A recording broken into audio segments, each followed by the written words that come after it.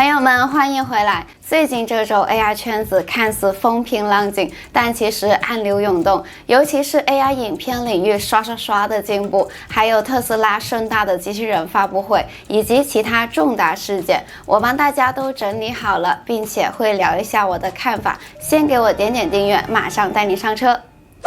最近特斯拉举办了 V-Robot 发布会，同时也在 X 上做了直播。特斯拉的 Optimus 擎天柱机器人一定会超出你的预期。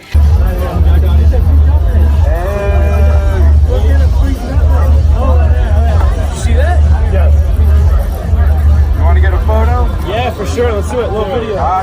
Hey. Elon. He's a techno king. Optimus can talk? Yeah. Little party. Oh. Man.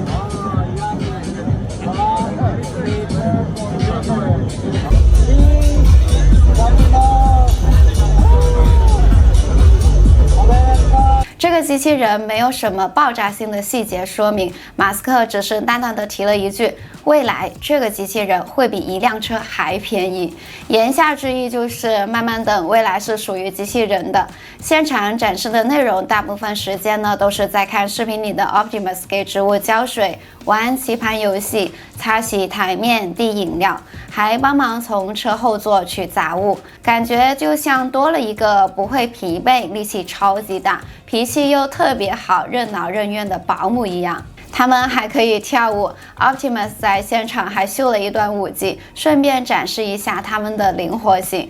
不过嘛，活动内容其实有点短，很多技术细节并没有真正的讲解清楚。比如我们知道 Optimus 机器人大概售价低于3万美元，但它到底什么时候才能真正的上市量产投入使用呢？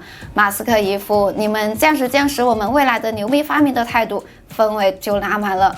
其实台下远比台上的精彩，台下 Optimus 机器人成为了焦点，除了跳舞以外，还能和现场的嘉宾进行交流，玩石头剪刀布，甚至还能倒饮料，非常的让人惊讶。不过有媒体就爆料了，据现场特斯拉工程师的透露，机器人的回应都是在幕后人员的控制下完成的。科技达人 Robo 也发了推文说 ，Optimus 给我倒了一杯饮料，这并不完全是 AI， 人类正在远程的协助它。我也更倾向于这些机器人是由远程人工控制的，为什么呢 ？Robo 在现场就问机器人了：“嘿 ，Optimus， 你的操作有多少是 AI 的？”他有些慌乱地回答：“可能有一部分吧，我不会确认，但可能有一些。如果马斯克真的制造了一批能够实时与一大群人类互动的机器人，机器人肯定毫不含糊的会自豪地说出来，对吧？”而且特斯拉是有前科的，在一次的视频演示中被发现作假。Optimus 在叠一件衬衫，有一只手一直出现在镜头的边缘，说明是有人在屏幕的外面叠衣服。机器人呢，只是模仿了这个动作，这并不算是什么前沿科技了。特斯拉在2022年的时候还是真人穿着机器人服呢，现在起码是真的机器人了。这些机器人更像是为了活跃气氛，让现场更加有科技感、未来感。我倒不是为马斯克说话，如果真的是人工控制的话，他这样做毕竟会误导很多观众，也会让满怀期望的投资人感到失望。本来整个发布会就缺乏具体的细节，自动驾驶车和机器人的交付时间表也过于遥远，人到中年喜欢搞一些噱头，炒作一下还没有实现的技术。马斯克的粉丝不要喷我，大部分时间我对他还是持肯定的态度的，起码他是真心想推动人类的进步，大饼还是要画的。所以说这次活动更像是一场充满未来感的预告片，真正的大餐还在后面。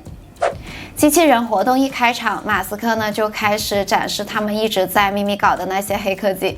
他登场的方式呢很装逼，坐在一辆自动驾驶的车里面，马斯克在前座悠闲地坐着，车子自己就把他送到了演讲台。然后马斯克开始介绍他们最新的特斯拉 Robotaxi， 翻译过来应该叫机器人计程车。或者机器人出租车、机器人的士。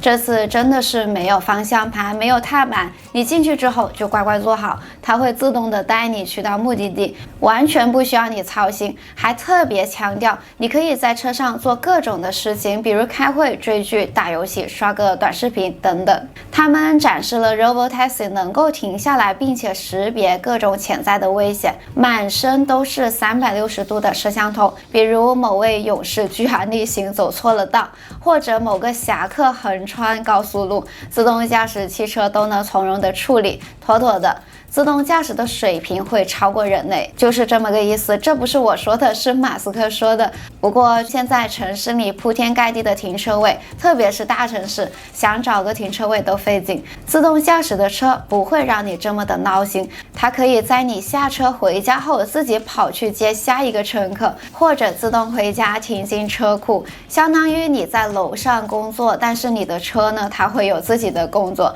那些原本的停车位瞬间就变成了绿地公园，你可以在草坪上打滚，在树荫下喝奶茶，甚至连健身广场都多起来，城市的空间就会被解放。马斯克还透露了一个猛料，果然大脑出手呢就是不凡。他说这些车预计在2026年底之前就能上路，等2年就能在街头上看到它们了，而售价大概就是3万美元左右。价格一听好像还可以，别急，他后面放了个更大的彩蛋。你买了车，不仅自己能用，还能让它帮你赚钱。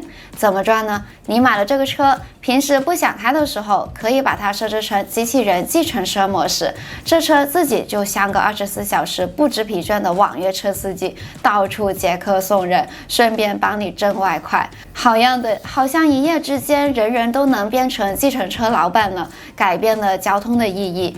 而且马斯克这次展示的一个亮点是无线充电停车位。想象一下，你只需要把车往指定的车位一停，它就会自己开始充电，完全不需要你手动的插拔充电线，像手机的无线充电一样方便。但话又说回来，现在我们连电动车的充电桩都还没有普及好呢，这个无线充电停车位真的能供应得上吗？这个售价吧，虽然看起来还好，但车主得考虑到这只是买车的基础成本，还有日后的维护、保险，还有运行费用。而且3万美元的价格说是亲民，但也不是所有人都能随手掏出来的，更别说什么赚钱模式。但现实操作中能不能顺利回本，还真的得打一个问号。所以特斯拉这次推出的 Robotaxi 概念的确非常吸引人，毕竟自动驾驶还有赚钱的组合让人想入非非。但实际能不能实现，我们还得静观其变。而且另外一面是它不可避免的影响到现有司机的就业问题。马斯克给出的2026年这个时间点会不会实现，我也不好说。不过要是顺利上路的话，那就是 AI 改变生活的又一大步了。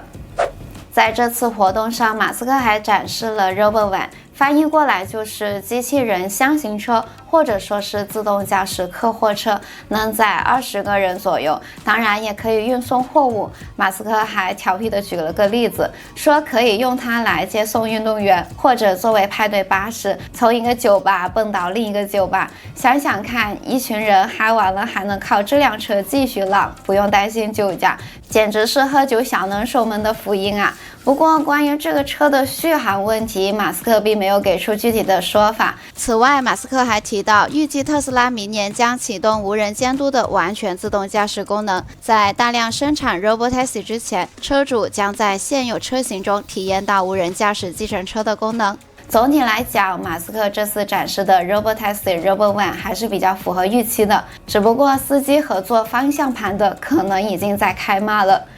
最近亚马逊的送货司机们可是迎来了一个新的黑科技，据说他们的货车里装上了一种新的 AI 技术 VAPR。简单来说，这个技术会在司机该送的包裹上投射一个绿色的点，司机们一到送货的地点，直接锁定带绿色的包裹，一抓一送，完事了。AI 走进了快递业，以前可能需要2到5分钟才能清空手提箱，并且整理下一站的包裹。现在有了 VAPR， 整个步骤只需要大约1分钟。其实背后的原理也不复杂 ，AI 会自动扫描包裹上的条码，帮司机筛选出正确的包裹。这个时候，货车里的其他包裹上会投射一个红色的叉叉，只有该送的包裹上会投射绿点。这样一来，司机就不会再重复的找放，直到找到正确的包裹，甚至还有送错货的风险。检索包裹所需的精力和时间呢，就更加少了。亚马逊在全球拥有超过39万名的送货司机，车队中超过10万辆货车，每天运送100万件包裹。你想象一下，亚马逊的包裹多得连送货员都头大，每天堆着成堆的包裹发愁。这个时候 AI 给你筛选出最该送的包裹，省下了不少的时间。事实也是这样的，亚马逊根据早期的测试，发现送货司机的体力和脑力消耗减少了67%，每一条路线节省了大概30分钟以上。AI 在各行各业的渗透速度真的越来越快了，下次说不定连你点外卖的时候，外卖小哥的电动车上也会有个小绿点，精准锁定你的奶茶。不过其实我有不一样的看法，再细品一下，到底是便利了还是抢走了饭碗呢？每条路线节省了30分钟以上，那就是不再需要那么多的送货司机了嘛。这一次是帮你锁定包裹，下一次可能就是自动驾驶了，司机都省了，车自动开到目的地，收货人直接领走，可能这就是 AI 改变生活的过渡期吧。最近 AI 视频生成领域动作不断，海螺 AI 也推出了一个图像转影片的功能。这个功能到底有什么特别的地方呢？简单来说，它不仅能增强你的视觉效果，还能精准的按照你的提示来操作。更厉害的是，它还可以让图像中的对象动起来，包含了多种风格，超写实、东方、2次元、抽象、奇幻、科幻等等。我们来到官网试一下。这里是国际版，它也是有中国版的。如果你有兴趣，网站还提供了3天的免费试用，试用期之后就得掏腰包了，每个月9.99美元，还可以获得1000个积分。好，我们现在来实际操作一下。我上传了一张马斯克吃蛋糕的图片，当然也是 AI 生成的。设定一下提示词，用中文输入马斯克在吃蛋糕，吃的满脸都是蛋糕，然后一直在傻笑。生成这样的影片需要花费30积分，点击生成之后，等大概5分钟左右。生成好了，点开看看。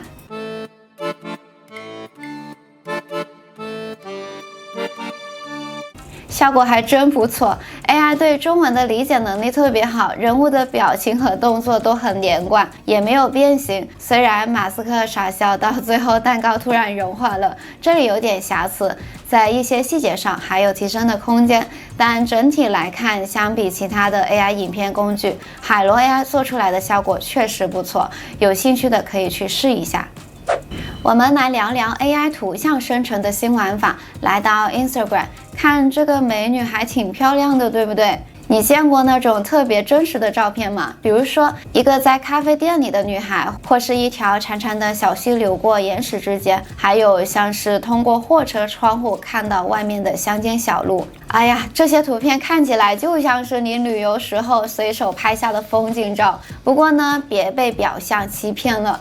如果不告诉你是 AI 生成的，你根本不会觉得这是假的，就好像它真的从相机或者手机拍出来的一样，逼真的太不像话了。这是怎么做到的呢？那就有点意思了。有一位网友爆出，这些都是使用新的 Flash 1.1 图像模型生成的图片，在提示词里面使用了这样一串神秘的代码。我们现在来测试一下关于 Flash 免费使用的几个方法和生成技巧，有兴趣的可以去看看我前面的一期影片。来到 Glyph 网站，点击这里的加号，然后选 Image Generator 图像生成，模型选最新的 Flash Pro V1.1， 尺寸随便选个9:16，其他保持默认就好。提示词这一栏填上网友提供的神秘代码，然后 Run this Glyph， 生成了一张照片级别的林间小道图片。再点一下 Run this Glyph， 生成一张阳光下湖边的图片，换成16:9试一下。已经跟照片没有区别了，而且它的生成是完全随机的，每一次都不一样。把这个代码改一下，这里改成 HIC， 数字改成2046，生成试一下。好像吸血鬼古堡里的一对狗男女，换成9:16再生成一次。看到了一个眼镜男在自拍，这到底是怎么回事呢？我好奇心作祟，搜遍了全网，终于发现了蛛丝马迹。原来这是不同相机厂商的文档后缀，比如 ARW 是索尼的， NEF 是尼康，那个网友的 CR2 就是佳能的， DNG 就是大疆无人机和华为手机的。我们验证一下，数字是随便填的，2046.ARW 生成一下。看，这就是索尼相机拍出来的效果。7410.NEF， 这是尼康的效果。试一下大疆无人机的 2033.DNG， 这是一个马桶，用无人机拍一个马桶。重来，这一次就不错了。不知道这是什么地方，其实它就是使用从相机里面保存的文档名，有点像盲盒，运气好的话呢，就能开出来美女。哇塞！最近 Meta 又放了一个大招，展示了他们的 Meta Movie Gen， 是一个全新的 AI 影片生成工具。虽然他们展示的只有几个精心挑选的案例，但不得不说，效果看起来还是相当不错的，甚至有点让人眼前一亮。这让我想起了之前 Sora 的演示。不过这次的 Meta Movie Gen 加入了很多其他平台还没有的酷炫功能，比如它可以生成指定模特的视频，角色的一致性也达到了1:1复刻人脸的效果。它甚至还可以进行文本编辑现有的视频，把动态画面里的某个物品换成其他的物品。还有就是背景音乐和音效同步生成，看得我都想赶紧上手玩一玩呢。但是在 demo 展示里也有一些问题，大家并没有注意到。我后面会出一期详细的影片和大家一起看看 Meta 这次画的大饼到底怎么样。最近推出了一个很厉害的新 AI 工具，叫做 Pyramid Flow， 是一个影片生成模型，它是开源的，由北京大学、北京邮电大学和快手科技的研究人员合作开发。之前微读是清华，这次是北大，这两兄弟呢也在竞争了。第一次看到有这种量级的 AI 影片生成器是开源的，等于直接把大门敞开，欢迎你来玩。如果你有一台强大的电脑，甚至都不用联网，直接在本地生成影片。如果你懒得折腾自己的电脑，还可以把它放到云服务器上跑，可以在 Hugging Face 上使用。这个模型可以生成 768P 解析度，还有每秒24帧的5到10秒视频，支持图像转视频生成，同时在开源资料集上进行训练。例如一个黑白视频里，一艘船停在一座类似埃菲尔铁塔的建筑前，还有海浪拍打悬崖，整个场景相当有电影感，烤肉串和烟花、火焰和水流的细节都相当不错。这台小米 SU7 也特别真实。此外呢，它还可以生成动画，而且它是开源的，这意味着开发者和那些喜欢捣鼓模型的小伙伴们可以用它来做出更多的骚操作。Pyramid Flow 现在已经可以下载和使用了，甚至可以用于商业目的，和 Runway 的 Gen 3 Alpha、Numa 的 Dream Machine、可伶和海螺这些产品直接竞争。Pyramid Flow 的推出很新，这表示它的生态系统虽然强大，但并不像竞争对手那么成熟。但随着越来越多人加入并且进行模型的微调，我们很可能会看到这个开源生成器变得越来越强大，未来生成各种脑洞大开的视频效果。随着时间的推移呢，视频生成的门槛会越来越低，甚至人人都能轻松玩转 AI 影片。你能想象吗？ AI 现在已经长舌头了。滨州州立大学的科学家们搞了个电子舌头，专门用来尝各种液体，比如不同的牛奶，甚至还能区分水含量的细微差异。更夸张的是，它还能尝出来苏打水、咖啡、果汁里面是不是有腐败的迹象，简直就是个食品安全检测的高手呀！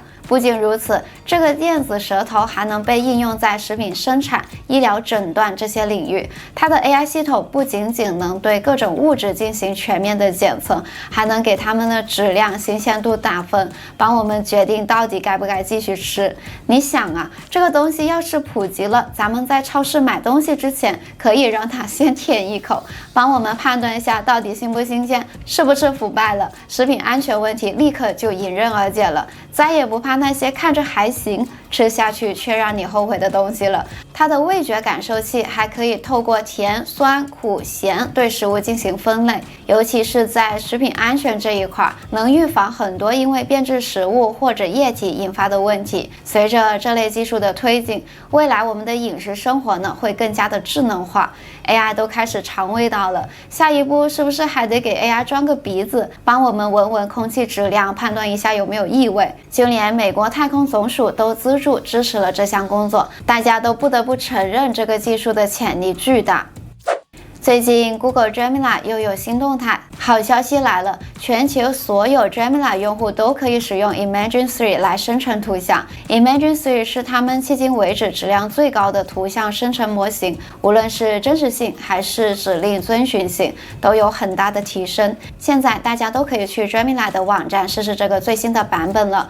我们点击进去会弹出一个通知，Imagen 3闪亮上线，图片质量卓越非凡，视觉效果栩栩如生，风格多样。我用中文测试了一下，帮我生成一张火山喷发、电闪雷鸣的图片。点击提交，正在使用 Imagen 3生成图像。好，基本符合我的要求，效果还不错，给它点个赞吧。提示词越详细，生成的结果会越细腻。此外呢，我还要吐槽一下，它似乎只能生成1:1的图。我们再来试一试生成人物图，帮我生成一张亚洲年轻女性的图片，点提交，显示正在使用 Imagen 3生成图片，但它没有生成。它回复 Gemini Advanced 很快将支持生成人物图片。这显然呢是受到了限制，言外之意就是免费的不支持，付费才能生成人物图。升级高级版本的话，可以试用1个月，之后价格是每月19.99美元。有兴趣的朋友可以先试用再决定。说起 Gemini， 顺便讲讲这一条消息。如果你是用 iOS 设备上的 Gmail， 有一个好消息，现在有个 AI 来帮你打理你的 email 了。这个功能早些时间在 Gmail 网页版和安卓版上已经推出了，为用户提供了由 Gemini 驱动的 AI 助理。你打开 Gmail 就会收到一个来自 Gemini 的通知，问你今天有什么能帮你的吗？你可以让它显示今天的未读邮件，或者帮你找一找本周的邮件，甚至还能查查最近的订单状态等等。除了帮你整理邮件， Gemini AI 呢还能帮你写邮件、总结邮件。如果你还没有体验过这些新的功能，快点去试试吧。安卓手机党的小伙伴们有福了，最近 Google 的 AI 给手机又上了一把防盗锁，号称能检测到手机是不是被偷了，然后直接锁屏。严格来说，这个新功能应该叫盗窃检测锁定，它利用 AI 自动感知手机被不明人士拿走的情况。比如小偷抓着你的手机准备骑车开溜， AI 会立马锁定屏幕，让小偷连翻你的照片的机会都没有。不过呢，这个功能听着是挺厉害，但问题来了，手机到底怎么判断被偷的呢？我在路边把手机给我的朋友用一下，手机突然给我俩来个锁屏吗？据说小米14T Pro 手机已经上线这个功能，有这个手机的朋友们可以体验一下，靠不靠谱？记得在评论区告诉我。上周黑枕 AI 刚刚推出了一个叫头像外观的新功能，这个功能让你可以创建多个头像，而且每个头像还可以有不同的外观，就像你在黑枕里设计的那些虚拟角色一样。跟同行对比来说，黑枕做的虚拟分身算是比较成熟的，现在只需一次验证，你就可以上传任意数量的素材，为你的头像解锁无限的风格。在他们的演示视频里面，可以看到同一个人在屏幕上讲话，但随着视频滚动，你会发现这个人换了好几个外观。这个新功能可以改变你的背景、服装、姿势和摄像机的角度。除此之外，他们还添加了50多个新头像和400多个新镜头剪辑，让你的视频比以往呢会更加的吸引人。最近 AI 圈子里几位大神级人物可是火了，他们居然还抱回了诺贝尔奖。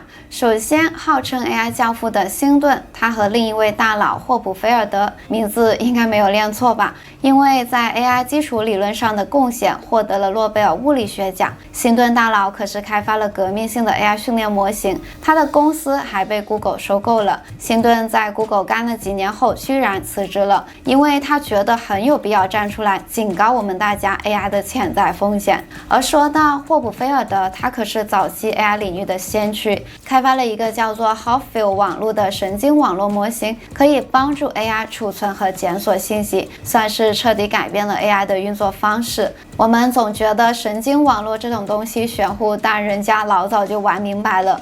Google DeepMind 的首席执行官和他的团队也不甘示弱，直接抱回了诺贝尔化学奖。他和团队的 Jane Jumper 因为开发了 AlphaFold 一个能预测蛋白质 3D 结构的 AI 系统，拿下了这份荣誉。这个系统有多牛呢？简单来说，它可以根据蛋白质的氨基酸序列预测出其 3D 结构。这对于科学家来说可是进步了一大步啊！ AlphaFold 的诞生已经帮助科学界取得了一大波的重大发现。我们未来的科学家们都要靠 AI 来开挂搞科研了嘛？有一说一，随着 AI 的快速发展，到底是会走向更加美好的未来，还是某种科技失控呢？值得大家一起琢磨琢磨了。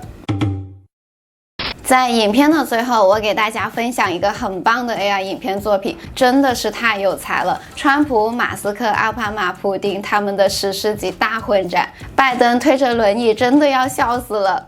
希望本期影片对你有帮助，别忘了在评论区留下你的看法，记得点赞、订阅，并且点开旁边的小铃铛，这样你就不会错过下一期的精彩。我们很快再见，拜拜。